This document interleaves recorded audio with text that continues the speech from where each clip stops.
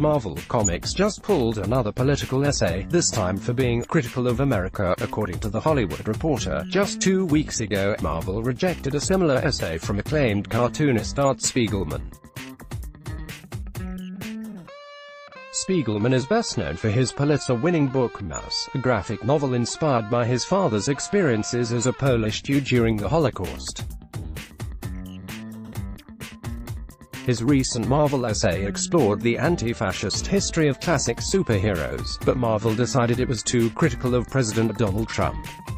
Written by Mark Waid, Captain America, Daredevil, this second and most recent essay was meant to be published today in Marvel Comics. It appeared beside an image of Captain America in early drafts of the comic. The publisher replaced it with a less hard-hitting essay, also written by Waid, but the original version doesn't actually sound that controversial. Waid did criticize the American political system, but he's hardly a firebrand. This is the kind of thing we hear from mainstream Democratic candidates: the system isn't just. We've treated some of our own abominably.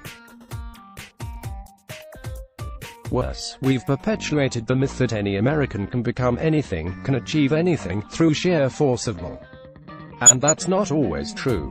This isn't the land of opportunity for everyone. The American ideals aren't always shared fairly. Yet without them, we have nothing. Waid also called for people to protest in the street, but with the caveat that America's flawed systems can still be used for good. Which, once again, is not an unusual sentiment in the Trump era, or for a Captain America comic. America's systems are flawed, but they're our only mechanism with which to remedy inequality on a meaningful scale. Yes, it's hard and bloody work. But history has shown us that we can, bit by bit, right that system when enough of us get angry. When enough of us take to the streets and force those in power to listen. When enough of us call for revolution and say injustice will not stand. When Marvel pulled Spiegelman's essay, it was an offensive and attention-grabbing move because it rejected the political insight of a Jewish creator with personal expertise in fascist history. Replacing Waid's essay just feels ridiculous. As a longtime writer for both Marvel and DC, he's the quintessential superhero comics insider. He's a middle-aged, white man with a bibliography so long it needs its own Wikipedia page, and although he was recently involved in a lawsuit against a Gamergate-esque hate group, he's not exactly an edgy leftist. Republished in THI, the full essay reads like a perfectly appropriate choice to run alongside a picture of Captain America. Yes, it criticizes structural injustice in America, but it also praises the country's ideals. The new essay apparently tones down the criticism, focusing more on Captain America's symbolic power. The rejection of these essays feels representative of Marvel's deeply conflicted politics. Marvel CEO Ike Perlmutter is a friend and political donor to Trump. This fact hangs over the publisher's head, coloring its attempts to be apolitical. Meanwhile, books like Captain America have always commented on contemporary politics, and superhero comics are all about fighting injustice. A truly apolitical stance is impossible, especially in 2019.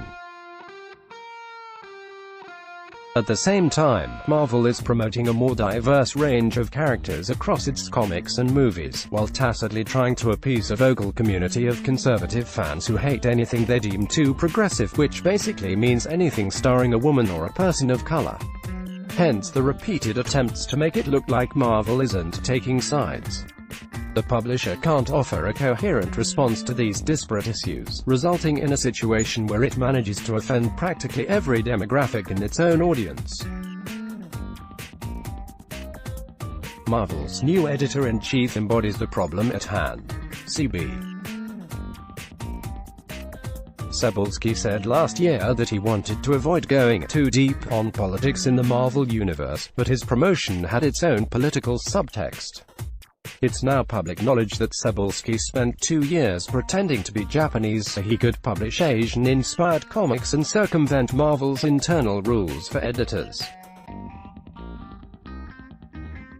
He adopted the pseudonym Akira Yoshida during a time when real Asian writers struggled to find a foothold at Marvel and DC.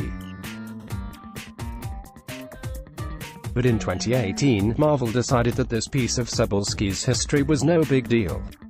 His secret Japanese identity was not deemed political, in the same way as Spiegelman and Wade's essays. Of course, the choice to pull these essays totally backfired, creating a textbook example of the Streisand effect. Wade's article probably wouldn't have attracted much attention had it remained in Marvel Comics. Read more, want more reviews and interviews from Gavia Baker Whitelaw? Sign up here to receive her bi-weekly geek culture newsletter, HT The Hollywood Reporter Let's Blog Ads.